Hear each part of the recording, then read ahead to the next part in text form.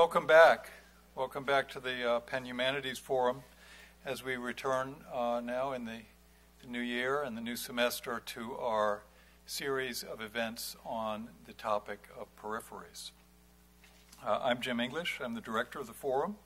I'm delighted to see so many of you here. This is the coldest day for any event at the forum since I started at the forum a few years ago. I think we've got wind chills in the negative numbers right now. So we were worried that maybe everyone would stay home, but it's great to see that was not the case. This talk is co-sponsored by the Department of Physics and Astronomy. I want to thank the chair of that department, Larry Gladney, and his colleagues for their generous co-sponsorship. I want to thank as well the deans of the School of Arts and Sciences, Jeffrey Kahlberg and Rebecca Bushnell, for their ongoing support of everything we do at the forum. As usual, we'll be taking a brief break, just 2 to 3 minutes at around 6 o'clock. That'll be for people who need to leave at that hour to scuttle out the door, but then we will have about half an hour for question and answers. I'm sure many of you will want to ask questions of David Spergel. I'm not going to introduce Professor Spergel myself. I'm going to leave that task to the topic director for our Peripheries programming, the Con-Term Professor in Humanities, Professor of Slavic Language and Literatures, Chair of Comparative Literature, distinguished colleague and great friend, Kevin Platt.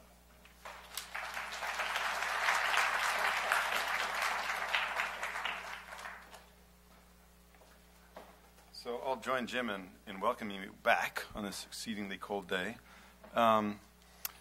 As you all know, one of the pleasant duties of the topic director for the Penn Humanities Forum is to introduce the speakers at the public lectures.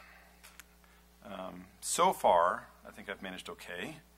I've usually managed to come up with an introduction that combines fundamental information about the speaker with elegant and witty rhetoric that plays off of the speaker's accomplishments and topic for presentation.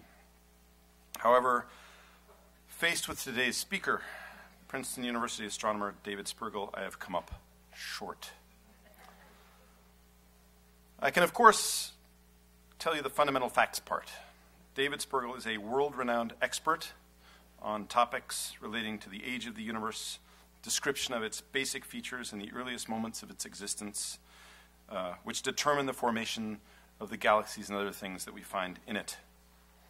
His published papers on these and other subjects have been referenced by other scientists more than any physics research in the new millennium. He is a member of the National Academy of Sciences, and in addition to the MacArthur Fellowship, has been awarded the Shaw Prize, a Sloan Fellowship, and many other awards and honors. Nevertheless, the task of coming up with a graceful piece of rhetoric relating to his discipline is beyond me. The best I could come up with was the comment that it's all dark matter to me. But that's nothing more than a revelation of the ignorance of astrophysics that prevents me from coming up with any more meaningfully witty phrases. Fortunately, however, David Spergel, among his other skills, is also known as an expert communicator to audiences of non-scientists like me. And so I am truly happy to be able to ask you to join me in welcoming him here today to speak on the edges of the visible universe.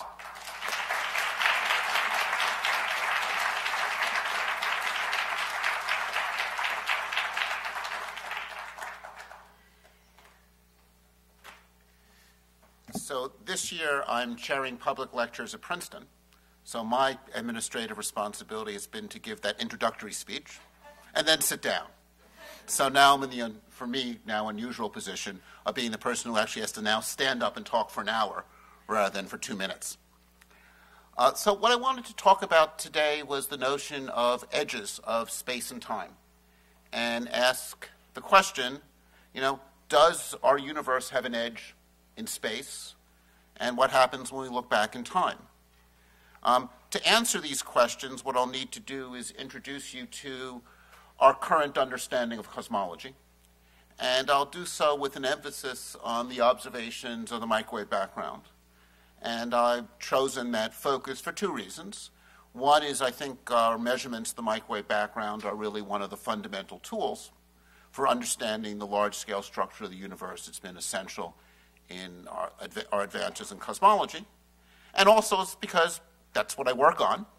And like most scholars, I view what I work on as the most exciting and fundamental part of our effort in understanding the universe around us. So the questions, you didn't see the slides, only I did. There we go. Oh, let me show my first nice little slide of us peeking around the edge of the universe. And then turn to these questions. How does our universe evolve in time? Associated with that are questions that I'll touch on but not really answer. Did our universe have a beginning? Will it end in fire or ice? I will talk a lot about the question, does our universe have a boundary? Is our universe infinite or finite? And also the question of what is the shape of the universe. One of the things I want you to take away from this talk, and in a way I'm now going to begin with my conclusions, is we have a very simple cosmological model right now. It's a model with only a handful of parameters. Basically, everything I'm going to tell you will be based on a basic theory that we like to call the standard cosmological model that's described entirely by 5 numbers. The density of atoms in the universe's age, the density of matter, how lumpy the universe was in its early stages, we call the amplitude of fluctuations, and how that lumpiness varies with scale. And that's it. So in many ways, this is a beautiful, successful theory. This is what we strive for as scientists, a model with a handful of numbers that fit a host of data. But it's a model that in many ways is very unsatisfactory in that atoms, the stuff that makes up us, makes up less than 5% of the universe. The remaining 95% of the universe is in stuff that we know is there, because we can sense its effects through its gravity, but we don't know what it is.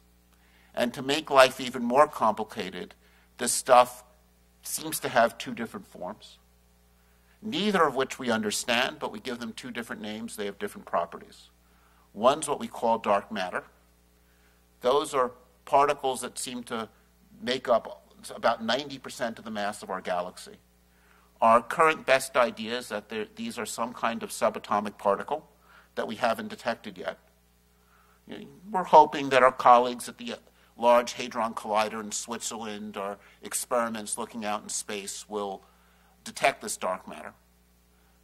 It could be something like the proton or neutron, but something instead that interacts incredibly weakly with ordinary matter. So that stuff is strange. What's even stranger is this dark energy. There seems to be energy associated with empty space, and it affects the way the universe expands. In fact, most of the energy and matter in the universe is in that form today. So, as you hear the story I'm going to tell today, and we'll come back to these points at the end, you should keep in mind that it's all in the context of a model that's both very simple, very successful, and clearly missing a couple key pieces because we don't know what makes up 95% of the universe. All right, so to tell this story of cosmology, I need to first teach you some special relativity and then some general relativity. Let's start with special relativity. The key idea for this talk for special relativity is when we look out in space, we look back in time. So light travels at a finite speed. It takes a few billionths of a second for light to get from me to you. So you don't see me as I am now, but as I was a few billionths of a second ago. I don't change that quickly. The further out you look in space, the further back you look in time. It takes light about 8 minutes to get from the sun to us. So if the sun were suddenly to vanish, it would take us 8 minutes to know. It takes about 30 minutes for light to get from us to Jupiter. That's long enough that starts to become a big factor when you start communicating with satellites at Jupiter. So we send a signal to a satellite at Jupiter, say, send us your data. An hour later, the data comes back.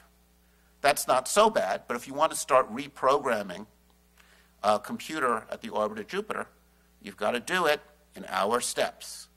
Some of you in this audience may be old enough, if you worked with computers, to remember the old days where you had batches of cards and the answer came back an hour later. Well, that's what it's like communicating with Jupiter. The further out you go in space, the further back you go in time. The nearest stars are about 4 or 5 light years away. That means that it takes light 4 years to get from them to us, and vice versa. We see them as they were 4 years ago. The typical star in the sky might be about 30 light years away. So if you were on a planet around one of those nearby stars, and one of the things we've learned in the past decade or so are planets are common, so many of the stars you see in the night sky are likely have planets around them. And if you're on one of those planets looking back at us 30 light years away, you'd see us as we were 30 years ago. So you wouldn't see me here, but you'd see me as I was with a full head of hair, back in college. And the further out you go, the further back we go in time. So when we'll look out at a distant galaxy with the Hubble telescope, we might see the galaxy as it was 5 billion years ago. And when we'll look out, and we'll talk about the microwave background in this talk, and we'll be looking out and seeing the universe as it was 13.7 billion years ago. So the way, now that we're all relativists here, the way that relativists like to draw this is what we call a space-time diagram. So you're here and now, and this is time, and this is us in the past. When we look out in space, we look out and see the past, objects in the past at a different location. This, of course, is a one-dimensional representation of space. If you want to think about it in 3 dimensions, think about a sphere around your head. A sphere that's 1 foot across, might be about 1/billionth of a second across. That's the stuff that you see a billionth of a second ago. A sphere that's the size of, that goes out to Jupiter, would be a 30 light minute across sphere. And when we look at the microwave background, and this will be important later on in the talk, think about a sphere around your head. Once we get to the scale, it could be around the whole Earth, doesn't really matter. That's 13.7 billion light years in radius. And that sphere is what we're observing. We're seeing the distant universe in its past.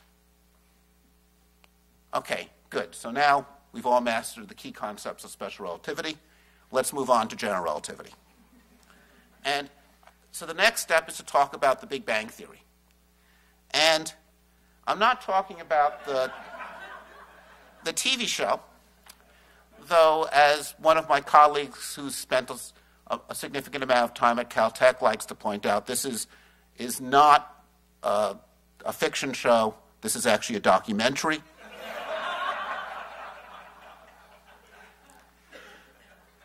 I want to talk about the Big Bang Theory in the context of general relativity. And on the left is Albert Einstein. On the right is Johnny Wheeler, my academic great-grandfather. And Johnny Wheeler was the person who I think coined my favorite version of general relativity, which is general relativity consists of 2 ideas. Matter tells space how to curve, and the curvature of space tells matter and light how to move. So the way I think about general relativity is I think about the sun curving space around it. Space is sort of a sheet that's being curved by the sun, and the Earth moving in that curved space. And the Earth moves on a circular orbit, or nearly circular orbit, because the sun curves space around it. And light is also affected by the curvature of space. Now, all that seems very comfortable. I think that's the hard part about general relativity is that it forces us to change our notion of space. Most of us have a Galilean notion of space. We think of space as absolute. We think about space as kind of a grid. And you're at this point here and someone else is at that point. General relativity teaches us that space is relative. Space, it only makes sense to think about space if you define the distance between different observers.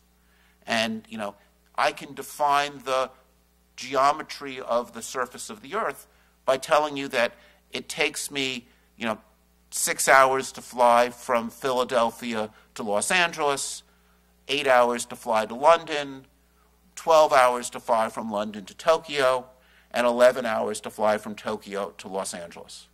And given that information, you can figure out that and the location of those cities, that the geometry of the Earth is a sphere, right? Because you're able to go all the way around, and those travel distances tell you the Earth's geometry. If I told you that it took 60 hours to fly in the same plane from Philadelphia to Los Angeles, and increased all those other distances by 10, you would conclude that the Earth was still a sphere, but a sphere that's grown in size by factor 10. And when we think about the expanding universe, we're going to make use of that property. Now, once you've got general relativity, we've got that down, we know that once we specify how matter is distributed, that will specify the curvature of space. So we can then start with the observation. Then we look at the universe on very large scales. So we count how many galaxies there are in that part of the sky, 3 billion light years away, and that part of the sky 3 billion light years away. We get about the same number, that the universe on its very largest scale is pretty nearly uniform. So you start with a uniform universe, you plug this into the equations of general relativity, it tells you the curvature of space. And it tells you that the universe must either be expanding or contracting, and what we observe is the universe is expanding. So that's the basics of the Big Bang Theory. The Big Bang Theory is actually a bad name for the theory. That name was invented by Fred Hoyle, who was an opponent of the theory. He was an advocate of the notion that our universe was unchanging, the steady-state model, a model that was disproved by observations long ago. I think a better name for the theory is the expanding universe theory, because that's really the fundamental idea in it, that we live in a universe that is constantly expanding. And this is the picture that I have in my mind for the expanding universe theory. I think about us living on the surface of a sphere. And the radius, we're suppressing one dimension. So remember when we did our space-time diagram, we represented space as having one dimension and time the other dimension. Now we're doing something similar, except for we're having a two-dimensional space, the surface of the sphere, and the radial direction is now time. So as the sphere expands, that's time going into the future. So the radius of the sphere determines time, and the surface area of the sphere determines the size of the visible universe, effectively, size of the piece of the universe we look at. So you can think of us as living on this sphere, and this sphere expanding out in space. Now, this picture, I think, is very helpful because it shows you that the Big Bang didn't happen, in a sense, at one particular place. I mean, if you live over here, you can claim that you live at the center of the sphere, and you're the center of the universe. But your position here is no more special than this position here. All positions on the sphere are equal. The Big Bang didn't happen over there or over there. It happened everywhere in the past.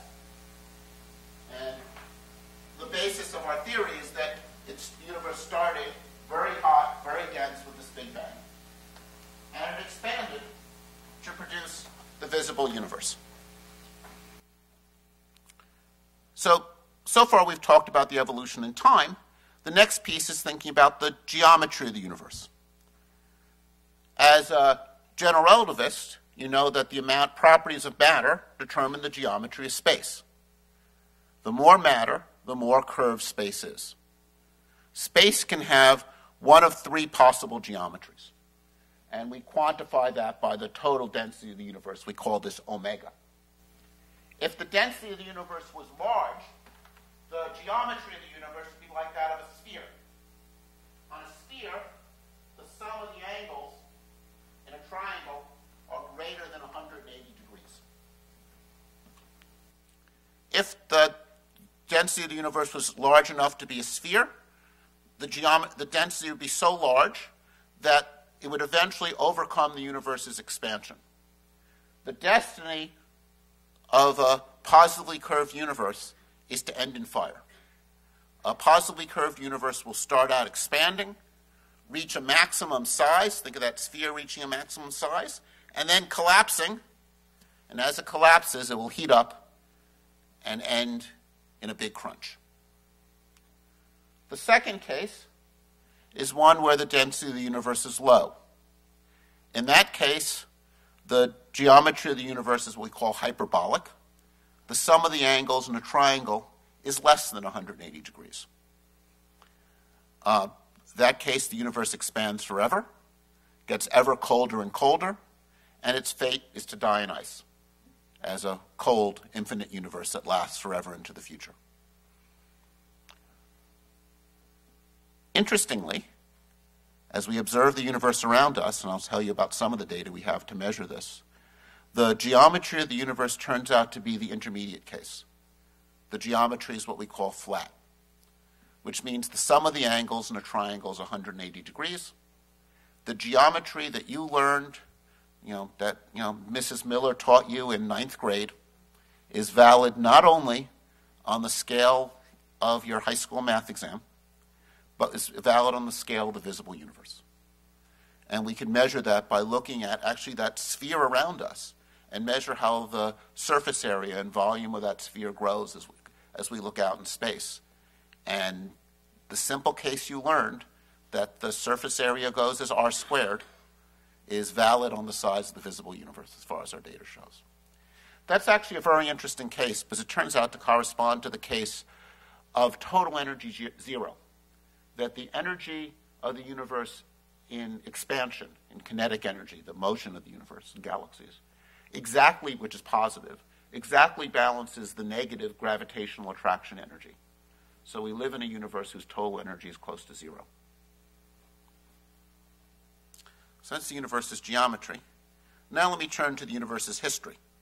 So this is another representation of the universe's history. In this picture, time is going in this direction, and each of these are slices of space. So we're here with our satellite that I'll talk about, looking out in space and looking back in time. And we'll look back in time to 13.7 billion years ago, and we'll look at the microwave background, this leftover heat from the Big Bang. And we'll look at light that propagates. Mostly I'll be talking about results from our space experiment, but I'll also say something about some results from an experiment in Chile called the Atacama Cosmology Telescope. This is a joint Princeton-Penn project, together with collaborators throughout the world. Mark Devlin, who wears that stylish hairstyle in the back, is one of the key players in the experiment and built a lot of the camera that will provide the results that I'll talk about when we talk about ACT. So first, let me turn to our microwave background experiment. So this is our satellite. Actually, before I do that, let me tell you a little bit more about the hot Big Bang. So as we look out in space, we look back in time. And as we go back in time, of course, the universe is expanding, but smaller and smaller. The distances between these galaxies, they get closer and closer as we go back in time. As we go back in time, the universe also gets hotter. The universe today is filled with what we call microwave background radiation. That's the leftover heat from the Big Bang. Today it's at a temperature of 3 degrees Kelvin. That means it's a reassuring fact that as you go outside, the universe may get cold, but it won't get colder than 3 degrees Kelvin. It's really cold, 3 degrees Kelvin. It's even colder than Chicago.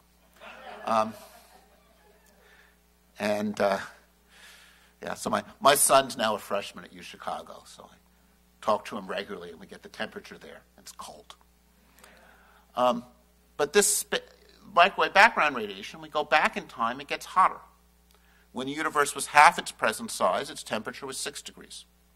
A tenth, it was 30 degrees. The further you go back, the hotter it gets.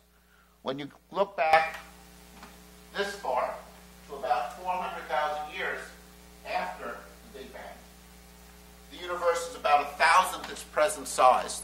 Things were much closer together. So the temperature was 1,000 times larger. The temperature was about 3,000 degrees. That's hot.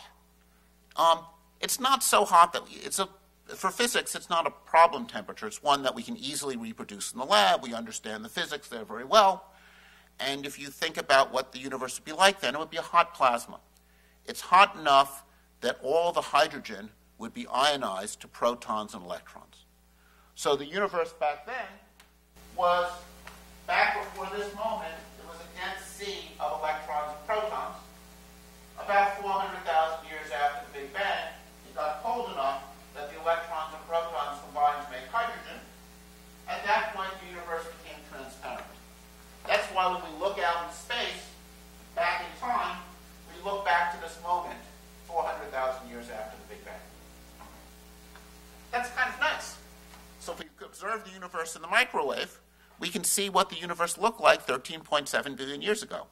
We can basically take the universe's baby picture and get a very simple picture of what the universe was like in the past. So that's what we do.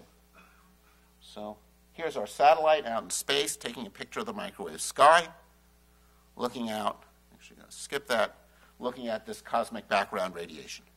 And when you look at it, it basically looks like this. It's nearly uniform in all directions. The temperature is about, well, I said 3, but it's actually 2.728. And you have to look very carefully, these are information from the COBE satellite, to see tiny variations in temperature. These variations are at the level of about a few millionths of a degree. So it's think about like looking at the surface of the Earth. The Earth from afar looks like a sphere. You have to look very carefully to notice the hills and the valleys. And what we do is look at these hills and valleys, look at these hot and cold spots. One of the things it lets us do is determine the geometry of the universe. If the geometry of the universe was negatively curved, the temperature fluctuations would be small. If it was positively curved, they'd be big. If it was flat, they'd be about a degree size. So what we do is we launch the experiment out into space. Here's our science team. Just a quick comment on how we do science. Fields like mathematics, I think, are like writing. They're done by, usually a single person writes a paper, and for a mathematician to have something co-authored done by a team, it's like having a novel done by a team. They look down upon it. Physics, it's like being a musician. Sometimes you play a solo piece, sometimes you play in a quartet, and sometimes you play in a symphony. And being part of an experiment is really being part of a symphony, where different members of the symphony play different roles. Or another analogy I think of is a film, where you have different people with their different expertise come together to make something happen. And that's what it was like to be in an experiment like this. And here's some new members that were added to the team with time. And here we are launching the satellite from the Cape. That was an exciting moment. We then went to Disney World. It then went out in space. And out in space, it goes out and scans the sky and produces a map of the sky. And this is the map of the microwave sky. This is a sphere around us. So think about it, representing it this way. These are observations looking in different directions. It's really a sphere 13.7 billion light years in radius around us, except for that bright red part. That bright red part's our galaxy. We live in the Milky Way. And that's stuff that's a lot closer. That's not a billion light years away, but a lot of that stuff's a few thousand light years away. That's nearby stuff from our own galactic disk. As we go up in frequency, the galaxy gets dimmer. We can see more of the stuff we're interested in, which is the microwave sky. And by observing the sky in multiple frequencies, we can subtract off the foregrounds and make a fairly clean picture of the early universe. So now we remove the galaxy, and you see a picture of what the early universe looked like. This is the universe's baby picture. And these tiny variations in temperature represent tiny fluctuations across the sky. An interesting feature in this map, there's the letters SH. I first noticed this at a meeting about a decade ago. I was sitting next to my colleague Lyman Page, one of the leaders of the WMAP experiment, and Stephen Hawking was speaking. And he had a big picture of the data behind it, and he was talking about its implications. And we thought this was put there by his students as a joke. And then we went and looked at our own data, and the letters are there. Now, this could have a number of meanings. It could represent the fact that there's some message out there. You notice we removed the galaxy. So I can't guarantee that there's a lot of galactic emission. We could have wiped out the letters I and T. I actually think it's telling us something actually more about human evolution. We are selected for people who find patterns. Patterns even when they're not always there. So if you see a shape in the grass that you think is a tiger, and you jump, and 9 times out of 10 you jump, and there wasn't a tiger, you're just a little more nervous than you needed to be. You burned a little energy. You'll give yourself a heart attack a few moments earlier. But that 10th time, you jumped early and got away from the tiger. All of our ancestors were the early jumpers. The people who were slow, they don't have descendants. So we're all selected for people who find patterns even when they're not there. So that's actually, I think, an important warning when you look at data. You have to check your statistics, because you will find patterns regardless of whether they're there. You will find the SHs. I actually haven't been able to find any other letters, but I have to look more closely. There's sort of a theta here on a tilt. So. The way we actually do analyze the data is we measure the lumpiness of the fluctuations as a function of scale. Technically, what we do is we decompose the fluctuations into different angular scales, but this is another representation of our data, and it's just what the temperature fluctuations are, how lumpy it is, that's what this measures, versus angle. And this is angle, this is 180 degrees over the angle. So this plot, which is the points are our data, this says the universe is most lumpy on about the degree scale. Or equivalently, it's telling us that the average size of the hot and cold spots here are about a degree. Oops. And what's remarkable to me is that we've measured this really well, and this theory does a very good job of going through the data. That's our simple theoretical model with about 5 numbers. So from our data, we can go out and measure those fluctuations and fit the numbers, and that's how we get these numbers of the universe's age being 13.7 billion years, and its composition. The amount of atoms we can measure by the ratio of the height of the first peak to the second peak. The second peak to the third peak determines the density of matter. The peak positions determine the geometry and the age. So we can put all this together and construct a pretty simple cosmological model. And as we'll see, the remarkable thing is the simple model fits all of our observations of the universe.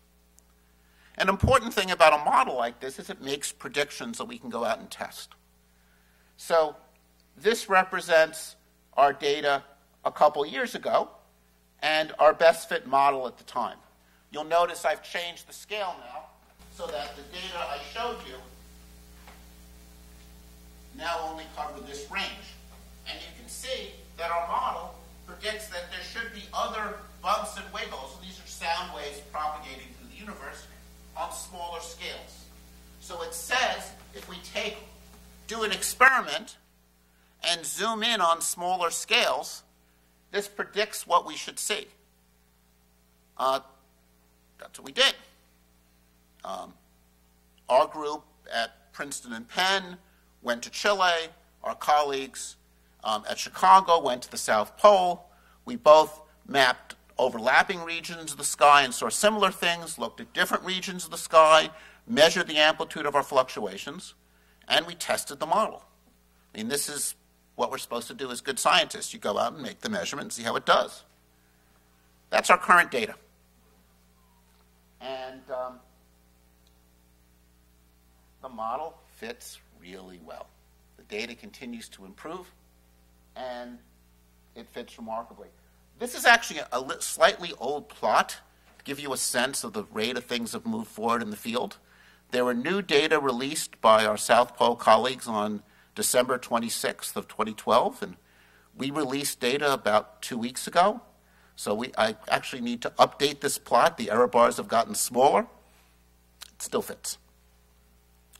The next key test is we take the observations of the baby universe and evolve it forward in time. So these are 3 randomly selected children. All pictures taken when they were 3 days old. And you evolve them forward in time to when the universe first was about 5 billion years old, and snapshot of what they were like then. You can compare them to the universe then. And then you can evolve them forward in time, to today. And, say, given what we know about the initial conditions, try to predict the properties today. Now, humans are pretty complicated, and it's fairly difficult to extrapolate from 2 days old to today. The universe on its large scale is pretty simple. It's just governed by gravity. So we can take the pattern we see in the early universe and evolve it forward in time, those nearly homogeneous fluctuations. This shows a simulation of the large-scale distribution of matter. And we can predict from the simulations how galaxies will form and emerge. These are regions that are collapsing to form galaxies. And we can predict the large-scale distribution of galaxies. So we can take our observations of the microwave sky and start out with initial conditions in the early universe and predict how the fluctuation should look like today. So we can make large-scale surveys. And one big survey we've done is the Sloan Digital Sky Survey. This is my colleague Jim Gunn, and with the Sloan, who designed the Sloan telescope, and that surveyed the positions of about 1 billion galaxies and on the sky, and got the distances to of order 1 million galaxies.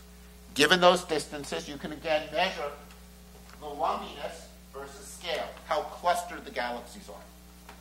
And these are 2 of my former students, Beth Reed and Shirley Ho, who led these particular analysis of the lumpiness of the universe. And this is work done about 3 years ago. And this solid line is our theory. That's what happens when you extrapolate from our observations of the universe 13.7 billion years ago to today. That's what we predict the universe should look like, and the points are the data. So we can do remarkably well in describing the properties of the universe. Here's some more recent data led by Daniel Eisenstein at Harvard, where we're again measuring the lumpiness of the universe as a function of scale. The solid line is our theoretical prediction based on what we observed 13.7 billion years ago. The points are our data. And we can look carefully and fit out for the smooth part. You can actually see the pattern of wiggles in the galaxy distribution. There's a characteristic scale we saw in the microwave sky of about a degree. That same scale shows up in the large-scale distribution of galaxies. Turns out galaxies are clustered on the scale of about 300 million light years. That's sort of that's just the distance a sound wave has moved out from the beginning of the universe to 400,000 years after the Big Bang. And that scale is imprinted on the microwave sky. It's imprinted in the distribution of galaxies. So the same thing that determines the hot and cold spot sizes that we see in our microwave map determines the distribution of the galaxies that we see today. So this is why we have some confidence in talking about this cosmological model with these strange features. And, it's a model where I've talked about one particular set of observations, but that's really just one piece. We have other observations of the ages of galaxies, properties of clusters, abundances of elements like deuterium and helium produced in the first moments of the Big Bang, measurements of gravitational lensing. These are observations of supernovae. Supernovae are bright explosions that go off in the sky. So here's a distant galaxies, and here's a single star in the galaxy exploding. And it's a wonderful thing for astronomers because these explosions are bright and they're nearly uniform in luminosity. So it's like brilliant flashbulbs going off through space. We know how bright the flashbulbs are. We can figure out how far away they are. We can check the relationship between distance and time. That lets us measure the geometry of the universe independently. That's a very important piece of evidence for the universe being accelerating. And in fact, important enough that these three guys shared the Nobel Prize last year for their observations of supernova showing the universe was accelerating. So that's our story in space and time direction. So we see the universe is flat, started in a hot Big Bang. So that tells us about the geometry of the universe. Now I want to turn to not geometry, but in the final 15 minutes, topology, and ask the question, is the universe finite or infinite? Ask the question, if I keep going in this direction, do I keep going forever? Or do I come through this wall and emerge back on that side? Is the geometry of the topology of the universe like a donut, where you go around and come back to where you started? Or is the topology of the universe like an infinite sheet? This is actually an idea that I feel I've helped touch popular culture with. I worked on this with my then postdoc, Neil Cornish. Neil Cornish went off to Cambridge after being a postdoc with me to work with Stephen Hawking for a year. When he was at Cambridge, the Simpsons group filmed, the Simpsons TV crew met with Hawking to film him in an episode. And at that moment, Neil was there. He talked with people from the film crew. He talked with Matt Groening. He explained to Matt asked him what he worked on. He explained the stuff I'm about to talk about the universe perhaps being like a donut. Matt Groening got very excited.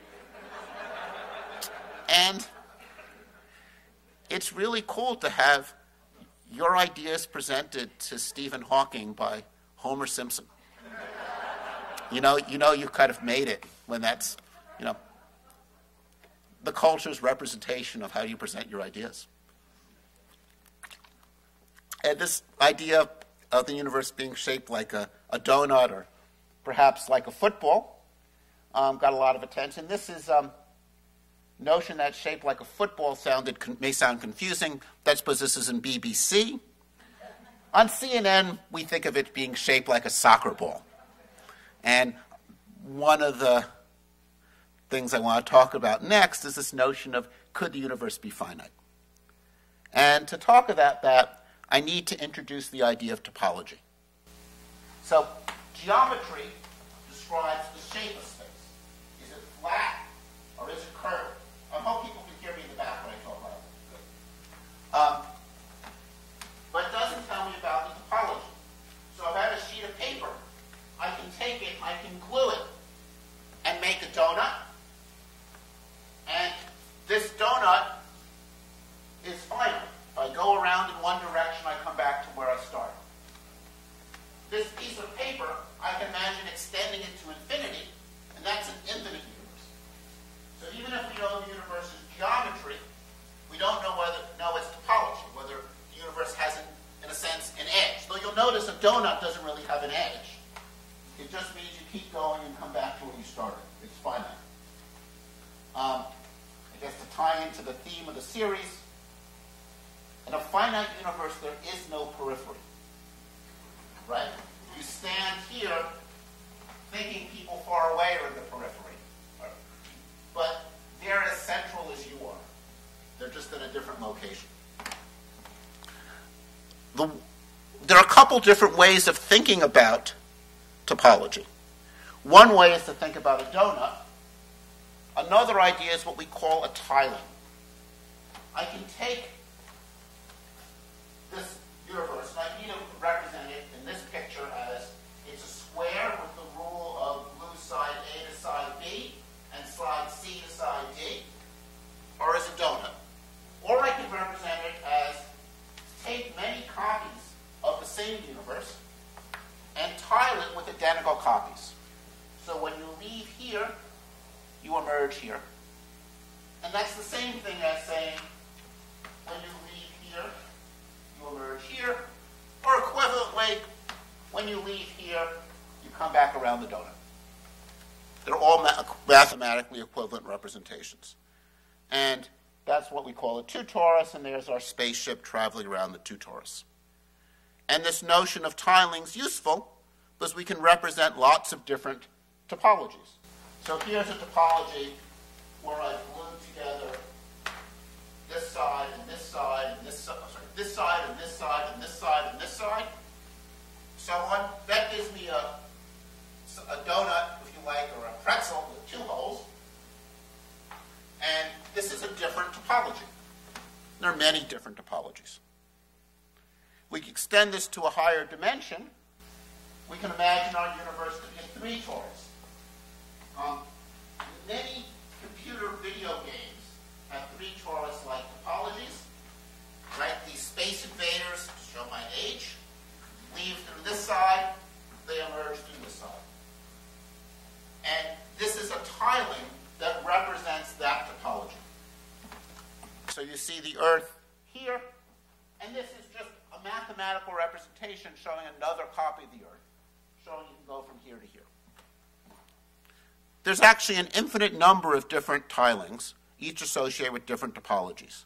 Here's a tiling that works in negatively curved space. Here's a tiling that works in positively curved space. Here's the soccer ball I alluded to earlier. Lots of different topologies. Now, the neat thing about these topologies and that tiling representation, I now want to combine 2 ideas we talked about. One idea is we look at the microwave sky, we're looking at a sphere around us. And that's a sphere that's 13.7 billion light years close. So here's a representation of our tiling. Here's one sphere around us. Tiling is just another copy of us. So we see both this sphere and this sphere. You'll notice those 2 spheres intersect. When 2 spheres intersect, that's a circle. That means when I look off in that direction, I see around that circle corresponds to the same region of the sky over there. I think that's easier to visualize first, just thinking about our donut. If I go look at light that went around the donut one way, and light that went around the donut the other way, come together at a point, you see the same point. Or, as one of my engineering friends pointed out, when I tried to explain what we were trying to do looking for this pattern, he said, "You mean you're looking out in space trying to see if you can see your own ass?" So that's one version of it. Less poetic, I think. So what we want to do to see if we live in a finite universe is to look at matched circles. So one of the things we did with our observations was go out and look at all possible circles. Go to every point in the sky, draw a circle around it, go to every other point, draw a circle around it, and look to see if we see the same pattern of hot and cold spots here as we do over here. And look at all possible patterns. And we realized if the universe was finite, if we could see the size of the universe, we would see, and this is a statistical representation of what we'd measure, the patterns, how well they line up, you see at many different scales for a circle, we'd see matched circles because we'd see many overlaps. And that would be the observational signature of a finite universe. Now, when I first worked on this data about a decade ago, it was, actually, it's 11 years ago. It was about the busiest time of my life. I had expected that we'd get the data a year earlier, so I had made arrangements to not teach the previous year and to double teach the next year. I had agreed to become acting chair, and I had a 3-month-old at home. And then, I was leading a science team doing the analysis of just a handful of people. And we knew, we had the data for about 6 months before we would make it, 6 months to a year effectively, before we'd make it public and make it available to everyone. There'd be a large community of people working on it. And we did the analysis you saw, and one of the things I did was do this measurement looking for topology. And I was doing this on the side. So sort of at 1 o'clock at night, after I finished the other work, I'd start working on this. And I finally got this running, and when I ran it, this is exactly what I saw. And I was completely convinced we detected that the universe was finite. And I sent email to my colleague Lyman Page, who was also up at 2 a.m., and told Lyman we detected this and showed him the data. And then I sent it to my colleague Gary Hinshaw at Goddard, and Gary, that next morning, I went and I looked, it was still there. I told my wife very excitedly about this, and that I'd shown the universe was finite. Gary then asked me which data set I used, and I went and I looked at the data file. And what I had done was on my laptop, I had overwritten the real data with a copy of the computer simulation I used to test the code. And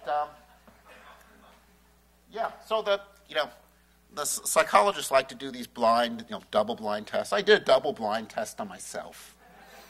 I, managed to show that if it was finite, we'd find it.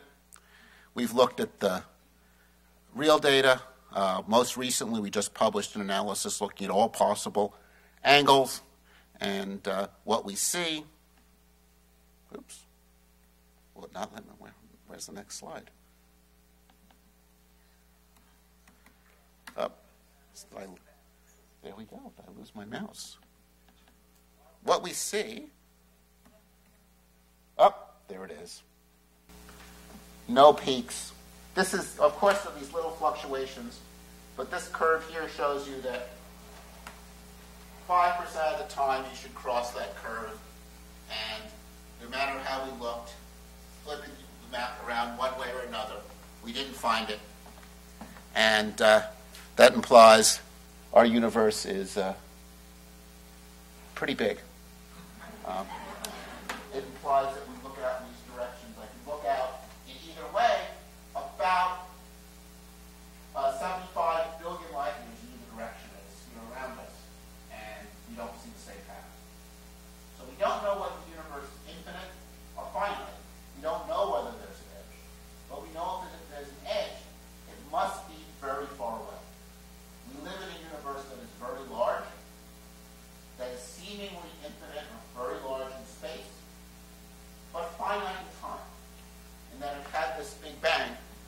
13.7 billion years ago. So what should you take away from this? Well, first, I'm very fortunate, and all of us working in the subject are very fortunate as cosmologists to live really in a golden age for the field. That there's been this tremendous progress in data, right? I mean, it's wonderful to be in a field where we had the first observations of these fluctuations, when I was assistant professor, and better observations with our WMAP experiment, and I just showed you some recent, we even have these much finer scale measurements we're doing from the ground. But the data is going to continue to improve. The Europeans launched a satellite a few years ago called Planck. Planck also mapped the whole sky, and it did it at twice the resolution of the WMAP experiment and with 10 times the sensitivity. Though I will note that our experiment looking at smaller patches of the sky has higher resolution and more sensitivity than the Europeans. So we have a pretty good idea what they'll say. They're going to announce their results in March, and we'll see. They will either, with their improved data, confirm the picture I've told you about the large-scale structure of the universe and how it evolves, or they'll show that there's something missing in the story. The fact that such a simple model fits a host of data, on one hand, gives you confidence that this is perhaps a reasonable story of the shape and geometry and history and evolution of the universe. On the other hand, the fact that we don't know what makes up 95% of the universe is a clear reminder that physics is not done, and we have a lot of work to do. So let me stop there. Thanks.